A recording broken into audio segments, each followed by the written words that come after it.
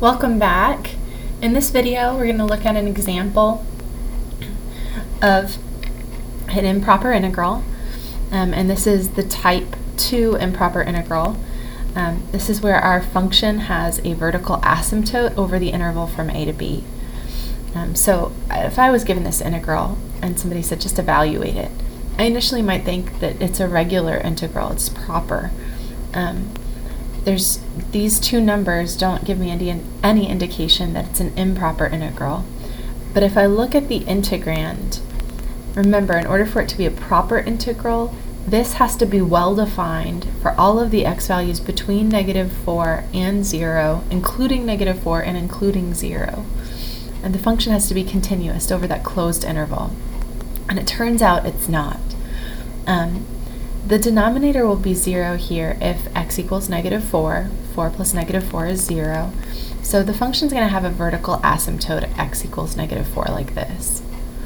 Now when x is larger than -4, so like -3 or 0 or 5, I'm going to be taking the cube root of a positive number.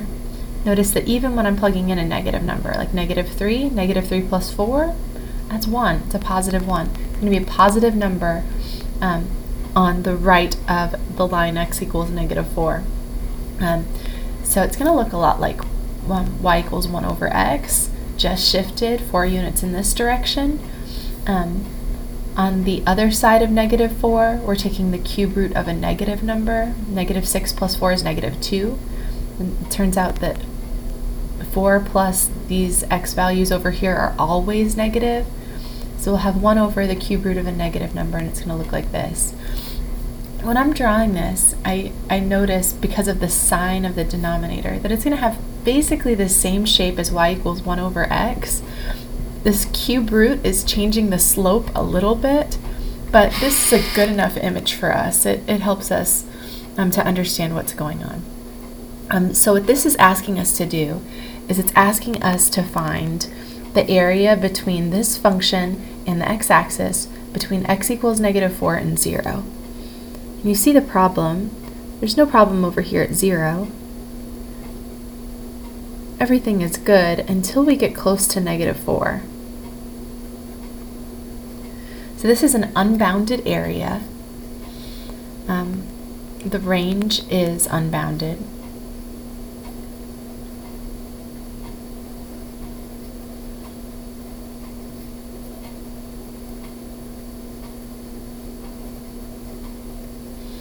So that means we have a type 2 improper integral.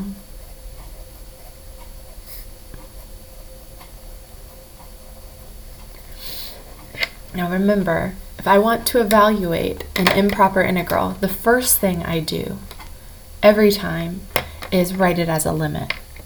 So I look at my two bounds and I say, is this x value the problem, or is this x value the problem, or is the x value that's the problem somewhere in between?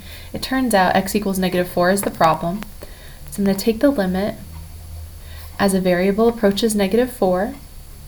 Since it's the lower limit, I'm going to use the variable a, and then I'm going to replace that -4 with an a. Everything else I'm going to leave alone. No changes. Now, this was improper, but for an a that is greater than -4, this is proper. I can use the fundamental theorem of calculus here. So what we're doing instead is we're saying that the fundamental theorem of calculus doesn't apply to, but this it does. So I'm going to find the area under the curve between a and 0, where a is on this side of -4. And I'm going to find that area. I'm going to find it as a function of a.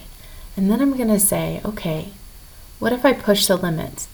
What if I let a get close to -4 from this side? That's the right of -4, so we're approaching -4 from the right.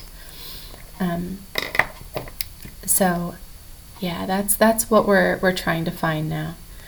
So first we write our improper integral as a limit.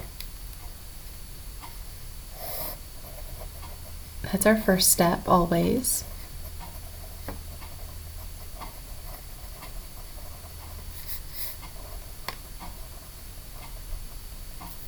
And then after you've written it as a limit, you want to keep that limit just sort of trailing along.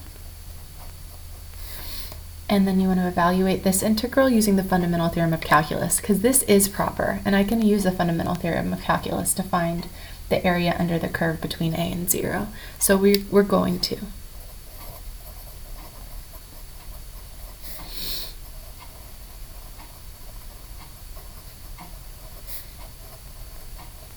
Oops, sorry, that's off of the screen there.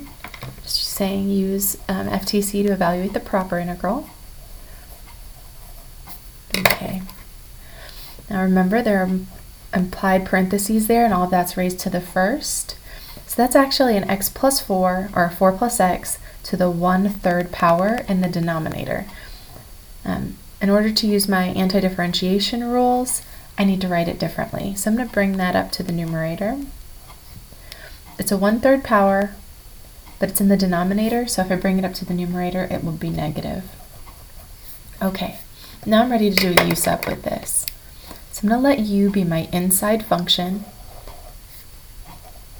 So that's 4 plus x. Remember, whenever you're doing a u sub, you're looking for a function nested inside another function. And this set of parentheses tells me I'm taking the cube root of that, and then I'm taking 1 over that answer. So this x plus 4, or 4 plus x, or x plus 4, same thing, is inside this negative, this function to the negative 1/3 power function. That's the outside function. So I look for the parentheses, I identify my u, compute the derivative. Derivative of 4 is 0, the derivative of x is 1. So we take the derivative and we multiply by dx to get du. And then I also need new bounds because these are x values. And the bounds after u substitution have to be u values. Everything needs to be written in terms of u. This and the bounds. To find the new upper bound, I just take the old upper bound, x equals 0, and I plug it in right here. So I've got u equals 4 plus 0, which is 4. To find my new lower bound, I take the old lower bound, which was a, and I substitute into my formula. So u equals 4 plus a. So now I'm ready to write this integral entirely in terms of u. Still need that limit over here, even though we're not doing anything with it yet, in order for everything to actually be equal. So we're going to write everything in terms of u. My lower bound is now 4 plus a. My upper bound is now 4. This is u to the negative 1/3. I'm just making replacements. And dx turned out to be du. So now we can anti-differentiate using the power rule. Just bringing this along.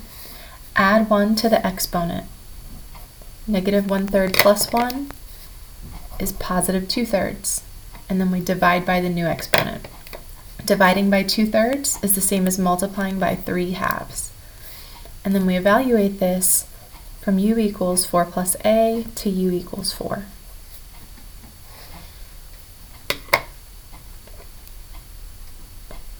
All right. We're almost done with the fundamental theorem of calculus part. I'm just going to pull out that constant. We're going to have 4 to the 2/3 minus 4 plus a to the 2/3. Okay, and then the last thing we do after we've written the integral as a limit and used the fundamental theorem to evaluate the proper integral, we're here. This is giving me the area under that curve. It's giving this area right here as a function of a. So I could plug in a equals negative 3 and see what we get. And I could plug in a equals negative 3.5 and see what we get. We want to know, okay, well, what happens as a gets closer and closer to negative 4 from the right? Well, that's just a constant, no big deal. This is a function to the 2/3 power.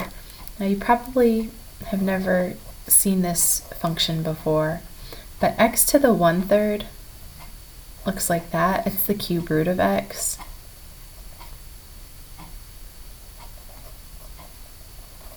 You know that function from college algebra. Now, if I square it, all these values that used to be negative are now going to be positive. And it's going to change the slope a little bit too. But that is essentially the graph of x to the 2/3. It's very similar to this x to the 1/3 in the shape of it, but the sign of this changes because we're squaring it. So it's kind of this thing. It looks like one of those birds that kids draw. So it's continuous. I can plug in -4 to this. There are no issues with that. When I substitute in -4, -4 plus 4 is 0, so this is 0. And it looks like our area approaches a finite value. We've got 3/2 times 4 to the 2/3. You could call that lots of things. You could call that 4 to the 2/3, or you could call that, you could square it, we could do the cube root of 16. There are lots of different ways to write this. We'll just leave it alone. You say, okay, Miss Townsend, what does that represent? That's this area, this red area. Turns out to be 3/2 times 4 to the 2/3. So this improper integral converges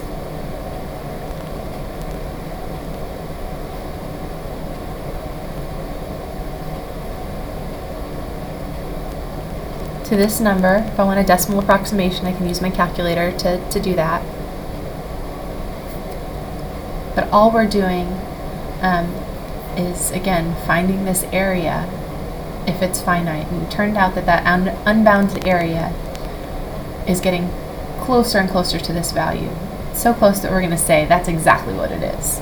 This area is defined to be this because our improper integral converges to that.